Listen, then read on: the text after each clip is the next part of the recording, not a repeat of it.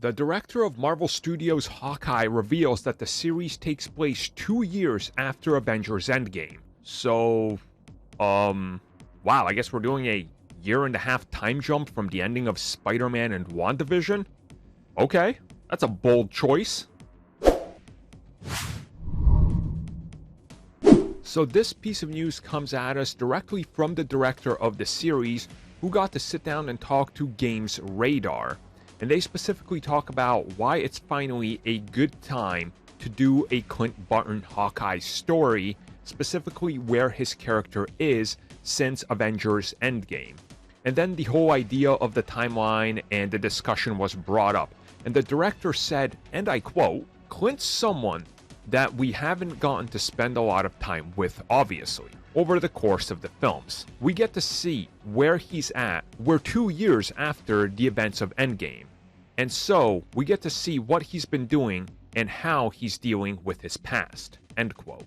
Now, of course, if you've been following the timeline so far, the furthest along is everything that happens with Spider-Man that lines up right with the events of Shang-Chi, the events of the Eternals, the events that happen in the likes of WandaVision and Loki. It's all leading up to that 6-month span after Endgame.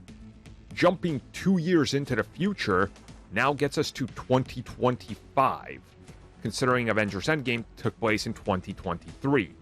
Now again, this is a huge leap forward, and why they're doing it, who knows, because that's a lot of time and a lot of things that probably happened that you would assume they would want to mention, right?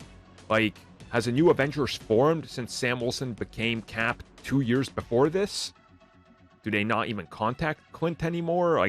Is that all going to factor in this? What's been going on around the world? And this is kind of shocking to me, honestly, and I'm seeing a lot of people with the same reaction because this just doesn't make sense.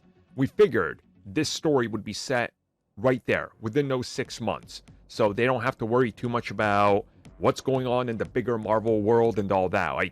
People are celebrating Christmas here, right? And every other holiday that's known around the planet.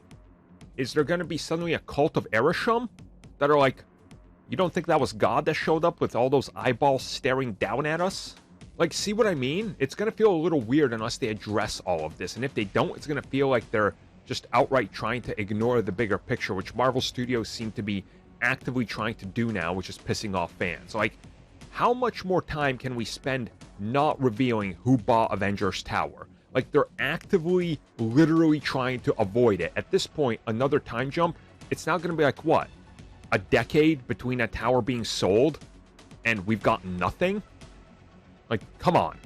Come on, fill in the gaps, guys. This is kind of getting a little ridiculous and almost, we know we can pull off whatever and nobody's going to complain and just do whatever we want. Although I say that and I see this Eternals thumbnail I have here, and then I realize that's kind of wrong. So maybe this will make them change course and be a little bit more transparent. I don't know. What do you guys feel about this? What's your feelings on this 2-year gap? This to me is ridiculous.